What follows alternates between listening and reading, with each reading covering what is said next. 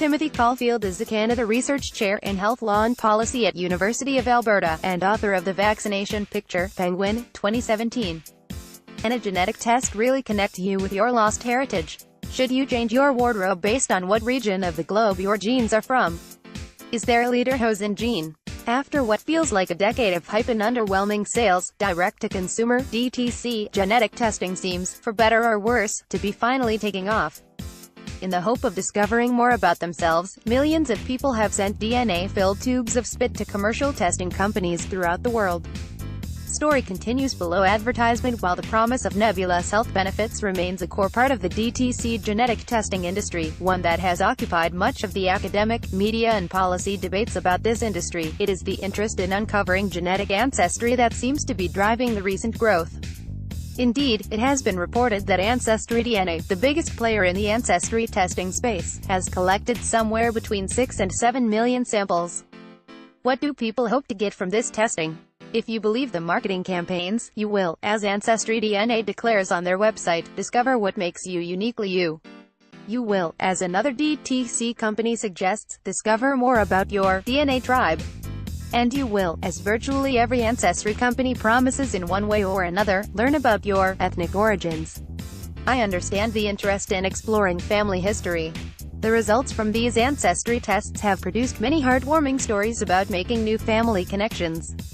All wonderful. But the marketing associated with these products goes well beyond finding long-lost relatives. A consistent, underlying theme is that biological difference matters. These companies are selling a history that is largely rooted in biological variation, not culture or emotional connection. The clear message is that your genes are closely tied, at some intrinsic level, to who you are as a person.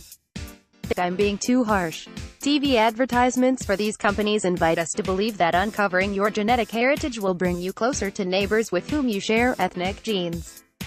Because who wants to be friends with someone with completely foreign genes? There is an advertisement that leverages Brexit angst by noting that the average British person's DNA is 60% European, meaning, I suppose, that biology keeps the UK tied to the rest of the continent. Does that also mean it can be used to exclude? Similarly, finding out that you have more genes from Scotland than from, say, Germany apparently means you should ditch your lederhosen and start wearing kilts, a sartorially and scientifically absurd idea. This biology matters perspective, which sales figures suggest people are embracing, is a significant step backward both scientifically and socially. From a genetic point of view, all humans are remarkably similar. When the Human Genome Project was completed in 2003, it was confirmed that the 3 billion base pairs of genetic letters in humans are 99.9% identical in every person. There are, of course, genetic differences that occur more frequently in certain populations. Lactose intolerance, for example, is more common in people from East Asia.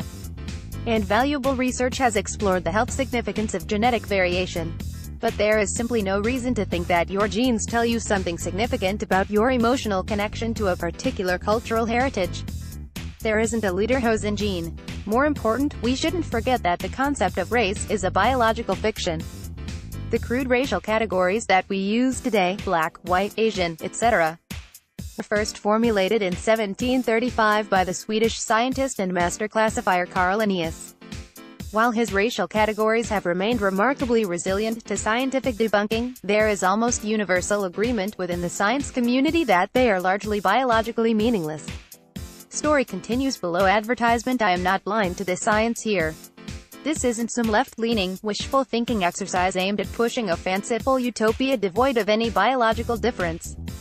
There are, of course, genetic variations that roughly correlate to racial categories, such as the genes associated with lactose intolerance. But the idea that genetics reveals sharp demarcations that confirm our historic view of race is simply wrong.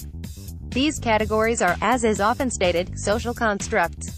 The role genes play in our lives is fantastically complex. As noted in a recent piece signed by 67 renowned researchers and scientists concerned about the biological reification of race, these sorts of groups do not exist in nature, they are made by human choice. To be fair, direct-to-consumer ancestry companies do not use racial terminology, though phrases such as DNA tribe feel close. But as research I did with colleague Chris and Rachel and others demonstrates, whenever biology is attached to a rough human classification system, ancestry, ethnicity, etc., the public, researchers and the media almost always gravitate back to the concept of race. In other words, the more we suggest that biological differences between groups matter, and that is exactly what these companies are suggesting, the more the archaic concept of race is perceived, at least by some, as being legitimate. A 2014 study supports this concern. The researchers found that the messaging surrounding DTC ancestry testing reifies race as a biological reality and may, for example, increase beliefs that whites and blacks are essentially different. Other research found that media portrayals of genetic research that use racial terminology facilitated a belief in essential racial differences, which is, as already noted, not scientifically justified. But not only is this messaging often inaccurate, it can have a less than constructive impact on public attitudes. Studies have found that an emphasis on genetic difference has the potential to, no surprise here, increase the likelihood of racist perspectives and decrease the perceived acceptability of policies aimed at addressing prejudice. So, how we talk about race, ancestry and genetics clearly matters. A fascinating study from 2017 of 135 students highlights the degree to which this is so. Half the students were assigned to learn about genetics and the prevalence of genetic disease with the use of racial terminology. The other half of the students received the exact same curriculum without the racial terminology.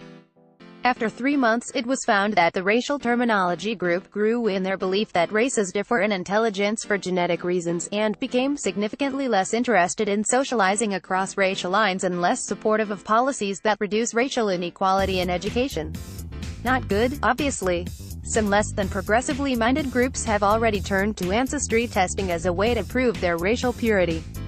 White supremacists in the United States, for example, have embraced these services, often with ironic and pretty hilarious results. Story continues below advertisement. But I am sure most of the people who use ancestry companies are not thinking about racial purity, the reification of race or anti-racism policies when they order their tests. And I understand that these tests are, for the vast majority of customers, providing what is essentially a bit of recreational science. In fact, I've had my ancestry mapped by 23andMe. I am, if you believe the initial results, almost 100% Irish, hence my love of Guinness. It was a fun process. Still, the messaging surrounding this industry has the potential to facilitate the spread and maintenance of scientifically inaccurate and socially harmful ideas about difference. In this era of heightened nationalism and populist exceptionalism, this seems the last thing we need right now. I want to be clear, I'm not suggesting that people shouldn't have access to this information. I also think it is wonderful to celebrate our heritage. Pass me another Guinness, please. Nor am I saying that we should silence scientists or massage research results in the name of creating a more politically palatable message. My concern is about the spread of twisted science and inaccurate ideas about the significance of biological difference. So, don't believe the marketing. Your genes are only part of the infinitely complex puzzle that makes you uniquely you. If you feel a special connection to lederhosen, rock the lederhosen. No genes required.